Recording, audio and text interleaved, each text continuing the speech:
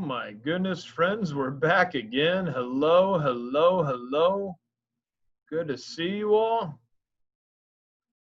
Oh, good news, friends. Today we get our last derivative rule of first semester. Now we got more derivatives coming second semester. Not many, but a few. Today is our last derivative rule for second semester. This one is called the chain rule. All right, this is essentially the one that you will use most often. Matter of fact, pretty much every single one is the chain rule in some way, shape, or form. Even when you don't know it's the chain rule, it's the chain rule. So we're going to be doing the chain rule, our last derivative of first semester. We won't get our next derivative until kind of get one in chapter 4, but really not until chapter 5. So it's going to be a while. So after this, we're just going to be playing with these for a while. So we're going to go back to a derivative. Again, we've already looked at a couple times. And I'll show you what the chain rule says. So 3x plus 4.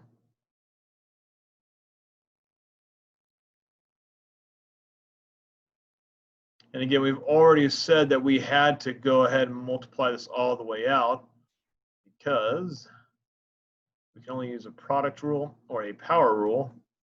But we couldn't do a straight power rule here because there is a derivative of this thing inside. If there's a derivative of the function inside other than 1, it can't be done. So again, we've done this particular derivative. This is our third time doing it because we keep coming back to it as it helped us with the product rule, and now it's going to help us hopefully understand the chain rule a little bit. 18x plus 24. So the chain rule is going to do a little something for us. Here's what the chain rule says. The chain rule says, what if we weren't multiplying functions, we weren't dividing functions? What if we had a composition of functions? So the chain rule basically says, what if we were actually dealing with compositions? And again, we're not going to go through the proof of this one. We've already done several of these proofs, so hopefully we got a good understanding that they're not just coming from somewhere. They actually all come from someplace, not just making these up. What the chain rule says is, all right, if we have a composition, no harm, no foul, first and foremost, take a derivative of the outside function, and then after that, go ahead and take the derivative of the inside function. In other words, only do one derivative at a time. So let's see if we can see this maybe a different way. That's not what we want more. Whoop.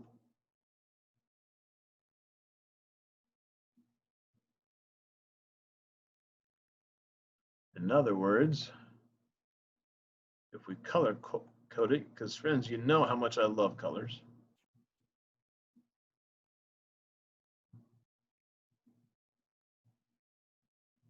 If we take the derivative, we're only going to do one derivative at a time. We're not going to change more than one thing. Only one thing gets changed at a time. So the first thing we do is we take the derivative of the outside function. We always start outside and work our way in. So we take the derivative of the outside function.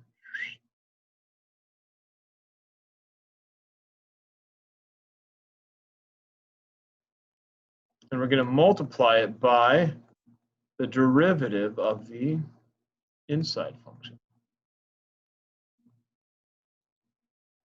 Hoping now with the color coding we can see it a little bit better. So let's go back to our function here.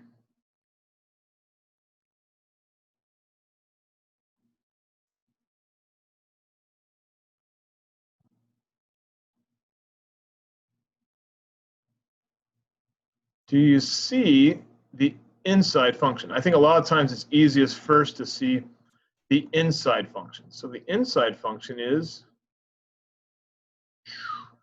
blue. There we go. Notice the inside function actually has a derivative. If you notice all the functions we've had before, whether they were in denominators or radicals or anything, all the inside functions only had a derivative of 1, but this doesn't. This has a derivative of 3. So another way to think of this then, if we're dealing with the chain rule,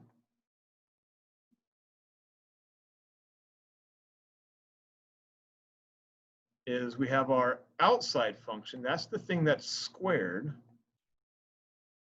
And then we have our inside function. If I go back to my color coordinating a little bit. And we're only going to change one thing at a time. So if I want to find the derivative, here's how this works.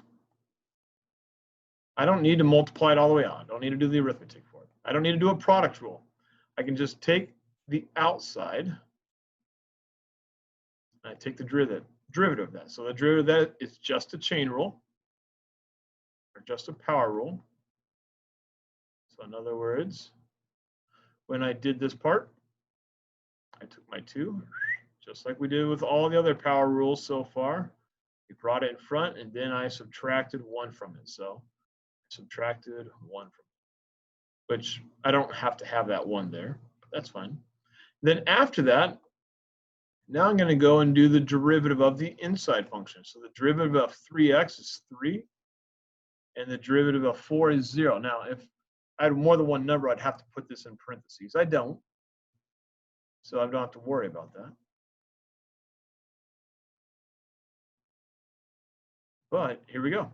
So 3 times 2 is 6, times 3 is 18. 3 times 2 is 6, times 4 is 24. And friends, that is the chain rule. And we have a full day devoted to just one rule. That tells you kind of how big a deal this is here. One full day to one rule. So let's see if we can do a couple chain rules.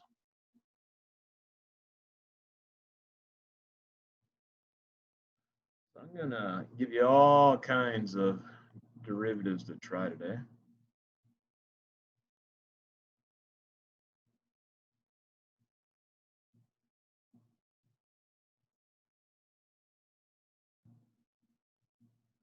And let's try this one here.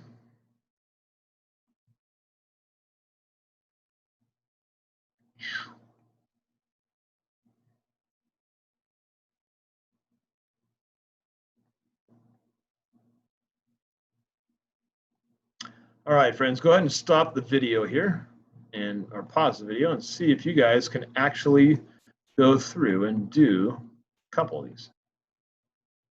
Okay.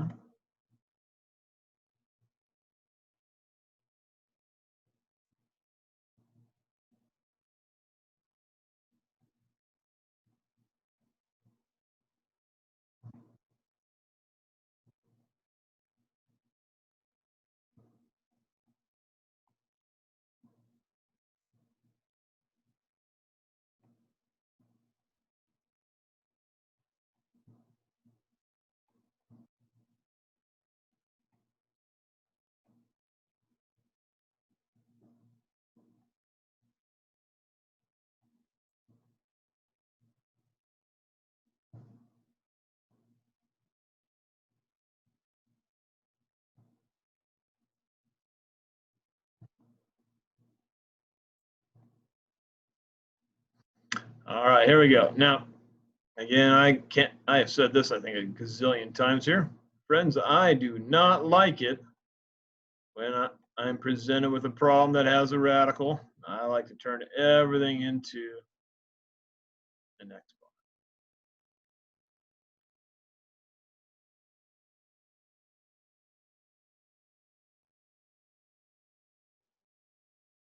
Here we go.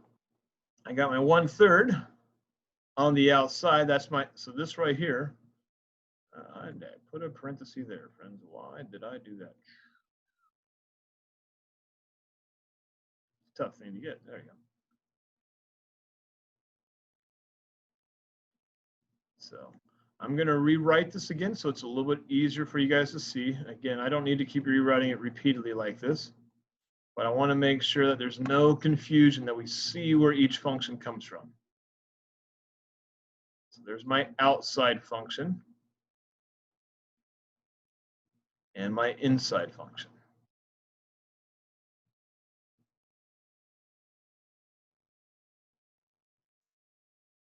So when I take my derivative,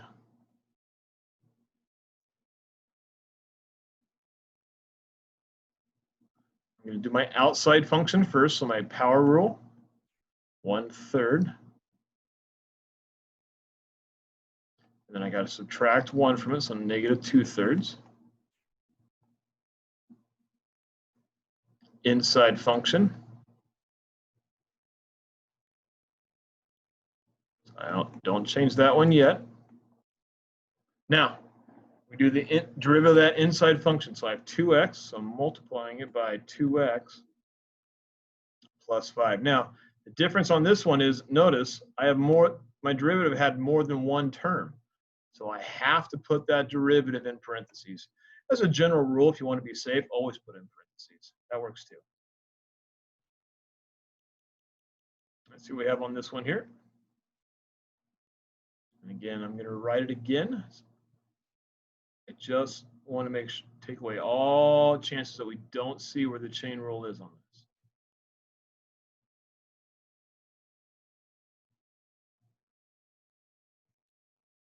So then, when I take my derivative,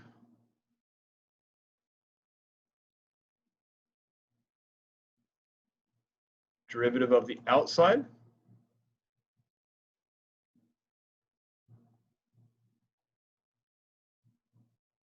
so 4x minus 3 stays the same. I only take one derivative at a time. And the derivative of the inside. So notice the derivative of the inside this time is only one constant number. Now, if you want to be safe, you can put that 4 in parentheses, but if it's just one number, you don't have to. I can clean this up too if I wanted to. I don't have to. If I wanted to, if it was a multiple choice test question on the multiple choice portion of the test, chances are it's probably going to be multiplied out. Just realize that there's a chance that it could be multiplied out on the multiple choice. But on a free response, don't simplify anything. Simplifying is bad. We don't do that. All righty. All right, friends, well, let's have you guys try a little bit of this here. Like I said, today is going to be a whole bunch of practice day. Whole bunch of practice.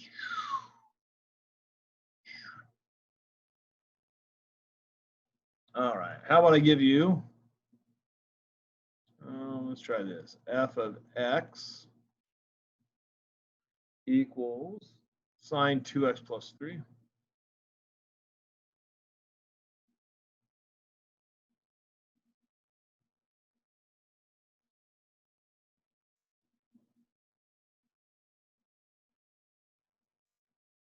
Oh, let's try this one. G of x. There we go. Equals 8.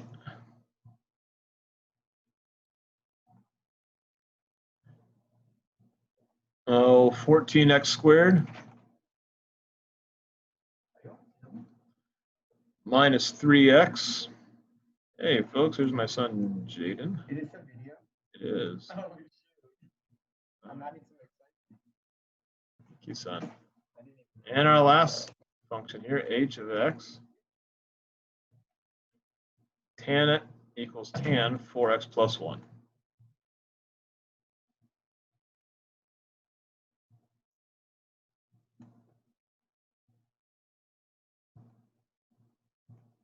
All right, friends, go ahead and try that a little bit.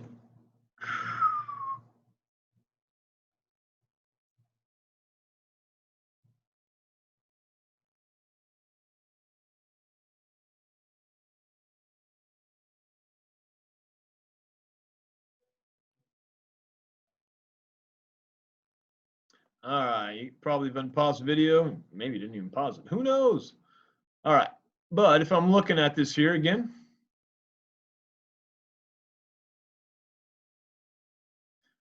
even though I could do some of these with other rules, like that middle, the g of x one, I could do that with a different rule. I'm going to do all these. I could do that with a quotient rule. I could do a product rule for g of x. I'm going to do it with a chain rule when I actually get there to it. You can do all these with a chain rule. I want them all to kind of, I want you to see how the chain rule kind of is all encompassing. So I'm rewriting it so we can see the separation. Again, you don't have to, but I want you to see the separation. The biggest issue that comes up on this is, can you see it? So the derivative of sine is cosine.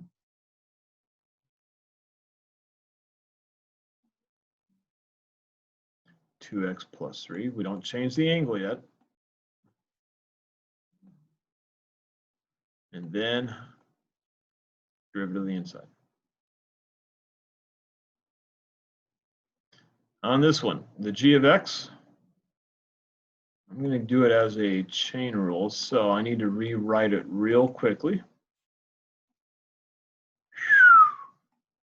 And make this 14x squared minus 3x plus 1. And since it's in the denominator, that'll make it to the -1 power.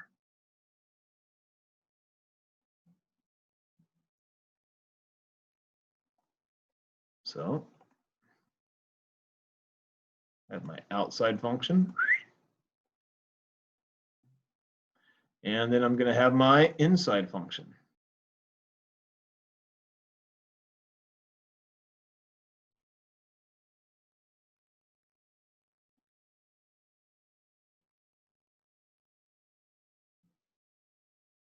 So g prime of x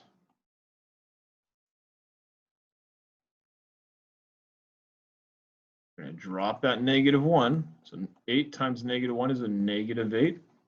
And it becomes then a -2. Notice my inside function doesn't change. Doesn't change till I'm ready.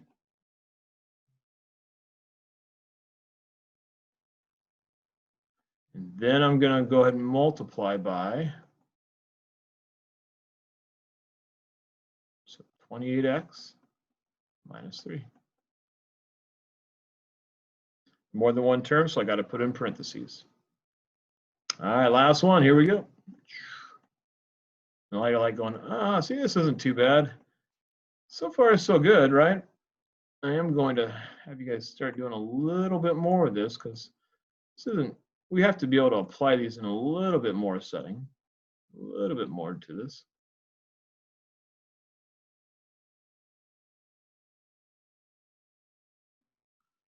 All right, so then we do our derivative. Yeah, that's not the right green. So h prime of x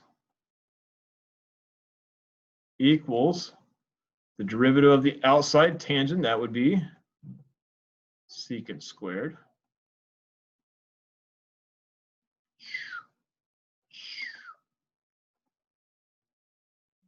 Notice how the angle again stayed the same. And then I'm going to multiply by the derivative of the inside. So 4. All right, we'll try a couple more here. Now, I'm going to try to stretch you guys a little bit, see what you guys deal with here. What if I give you something like this?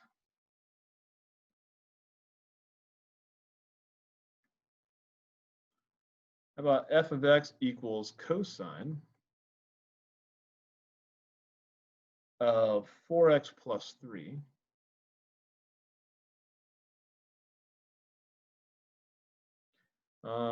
times the square root of 7x plus 2.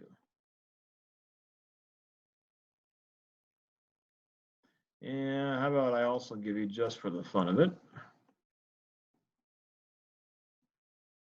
let's try secant of 5x minus 3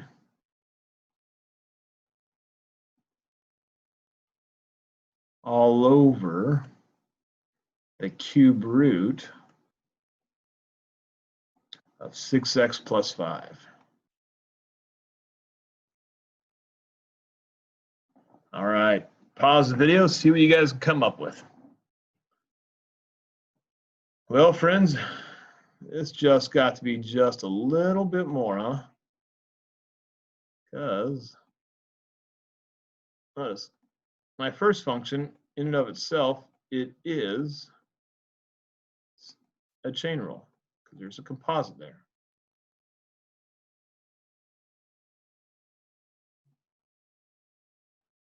But my second function that I'm multiplying also, I'm going to go ahead and again, I've made no secret I don't like square roots, so I'm going to change that to a 1/2. But it's a product rule, and it also tends to have a inside function. So I have two chain rules inside a product rule. And all of a sudden you start thinking to yourself, that's not very nice. You'd probably be right. But it doesn't matter. We just are very careful about what we do. We'll be okay. So the first thing we have is our first function.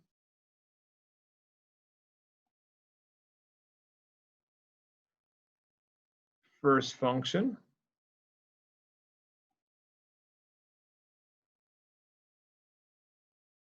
times the derivative of the second function. So I'm going to drop my 1/2 down. And I'm going to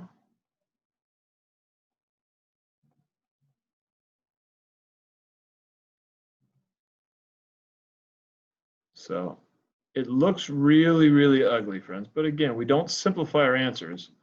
The biggest thing we have to do is we have to make sure that we just are very careful about what we do. So first function times the derivative of the second plus the second function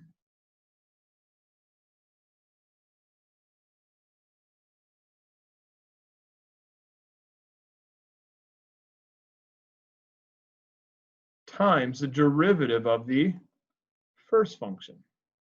So times negative sign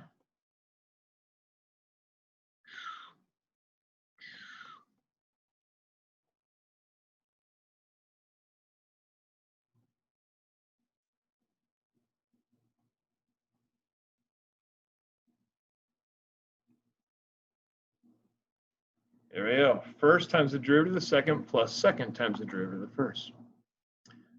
Let's take a look at this other one here. It's g of x. Because again, same kind of deal.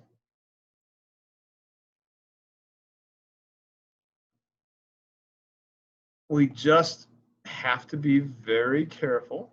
Don't rush it. And friends, I'm giving you problems that are uglier than what you'll see on the AP test. But you guys can deal with these. I know you can. All you have to do is just figure out what the inside function is and what the outside function is.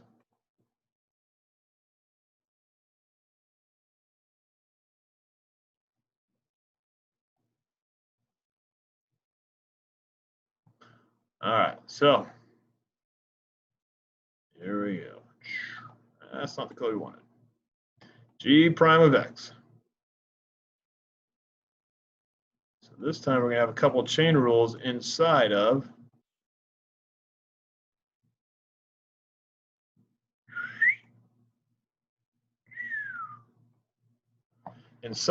a quotient rule.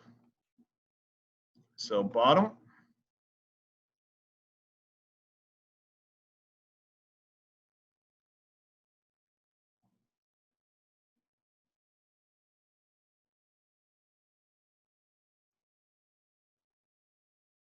times the derivative of the top. So the derivative secant is going to be secant tangent. So secant, and again, remember, only do one at a time, tangent. So the 5x minus 3, that stays the same. We haven't changed that yet.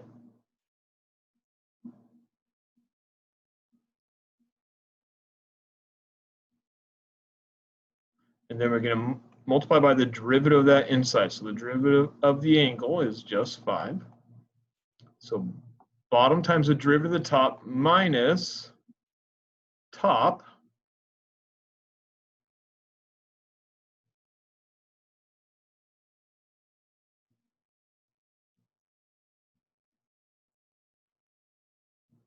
times the derivative of the bottom.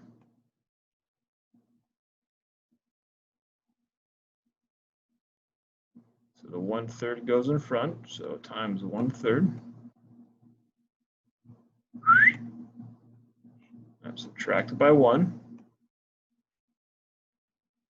Notice, what we're doing isn't hard. It is extremely tedious. You have to make sure that you're very organized in your work.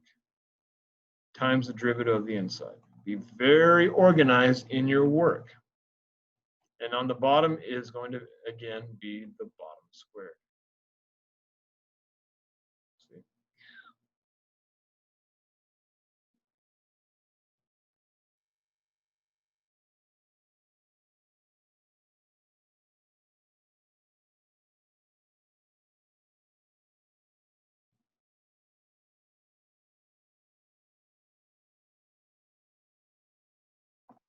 All right, chain rule. Now the last thing that sometimes comes up, you're like, Williams, you're still going. Yes, I am. There are a couple times where we end up getting something called the double chain rule. You're like, no, there's not. There's no double chain rule. Yeah, sadly there is. The double chain rule. So the nice thing is all this is pretty much the same. Biggest thing we have to do is just take it one step at a time. One step at a time.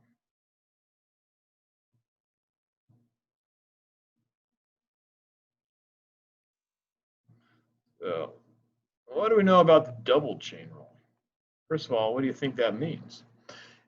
If a composition of functions is a single chain rule, that means a double chain rule would have to be more than one composition. Let's see if you can find it. F of x equals sine cubed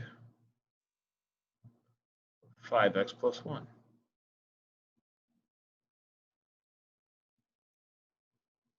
Now, before we start breaking these up into colors and whatnot and trying to see the dumb thing, I'll be honest, I don't like to put that cube in this spot. I'm not a big fan of it, at least when I'm doing a derivative. I would rather move that cube to the outside. Here's what I mean by that. This right here can be written the same way as taking that cube and moving it all the way to the outside. Notice, I can only move it to the outside if it's the trig function cube.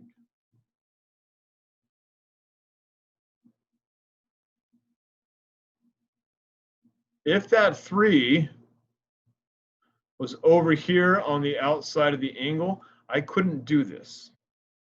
It's only because it's the trig function that is being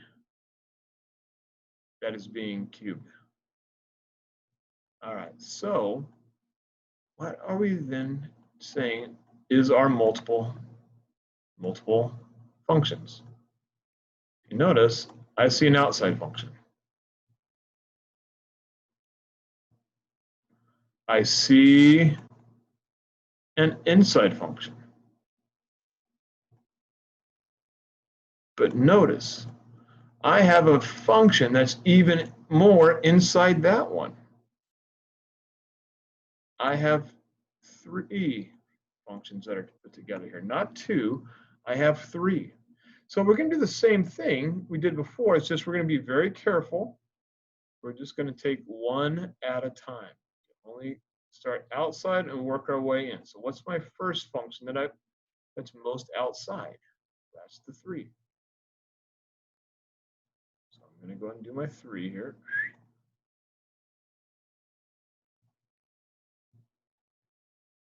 And again, only do the one derivative at a time. So that means this stuff is inside. I leave it alone.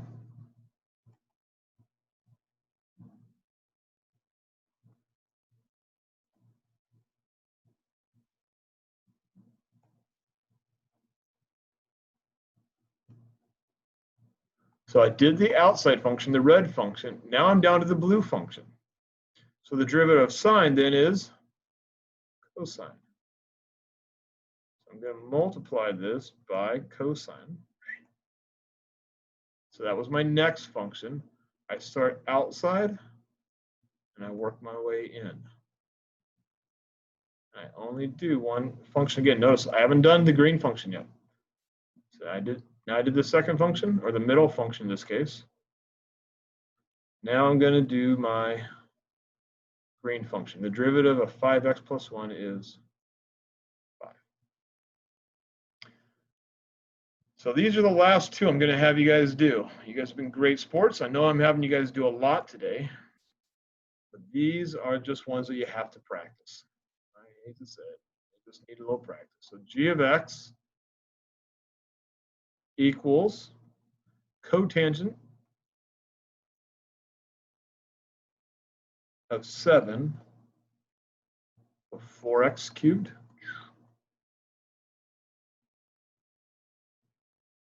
plus 2x.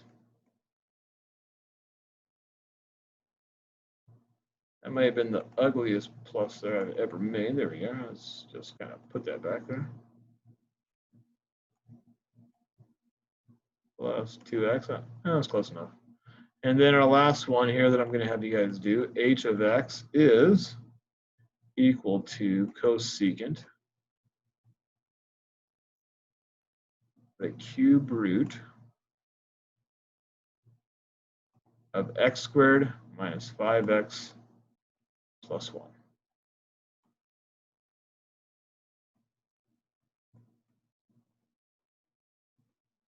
All right, last two for the night. So why don't you guys go ahead, give those a shot, see what you can come up with. Pause the video.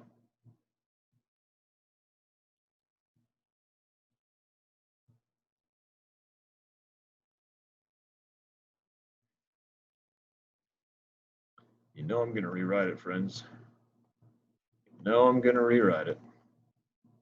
I always rewrite these. That's just my nature. So I see that 7. Well, that 7 is just going to go out. I do not like it with the trig function. I do like it out there. And I have my cotangent.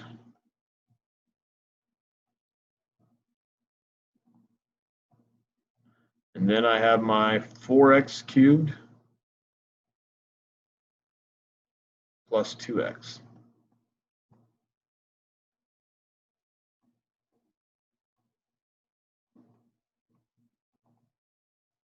So g prime of x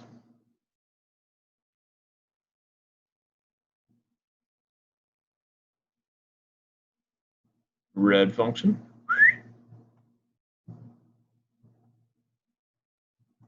only do one at a time again.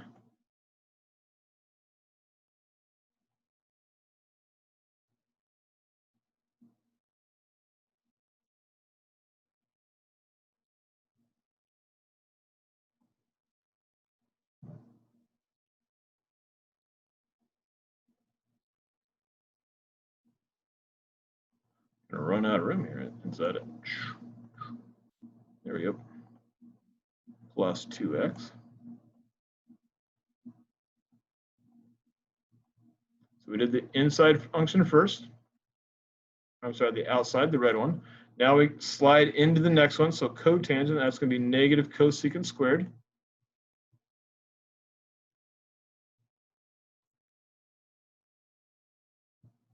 So 4x cubed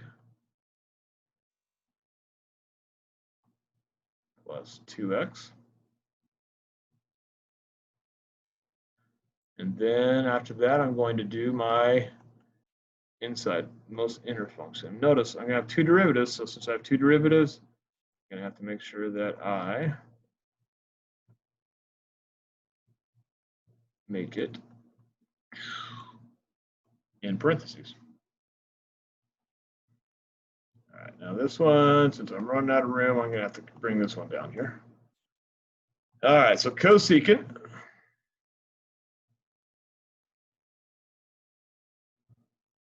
So it looks like cosecant is going to be my outside function.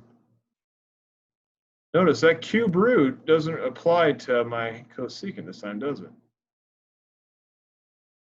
It goes to what's inside.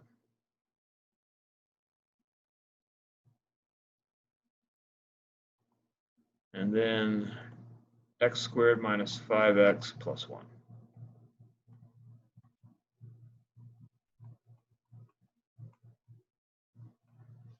All right. Bring this down to the end now. H prime of x equals, one at a time. Cosecant, that'd be negative cosecant cotangent. So that big ugly angle is going to be coming with me the entire time. That's kind of not fun. Again, only fix one derivative at a time. Only one derivative at a time.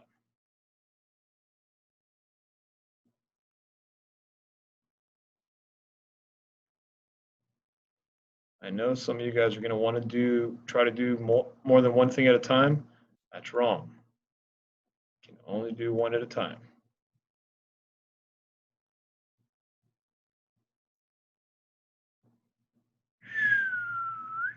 There we go.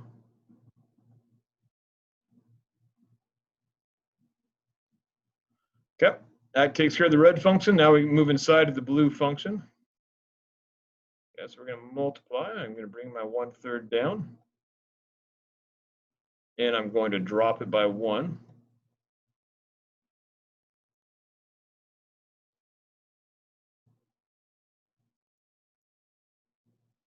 So x squared minus 5x plus 1. Like that.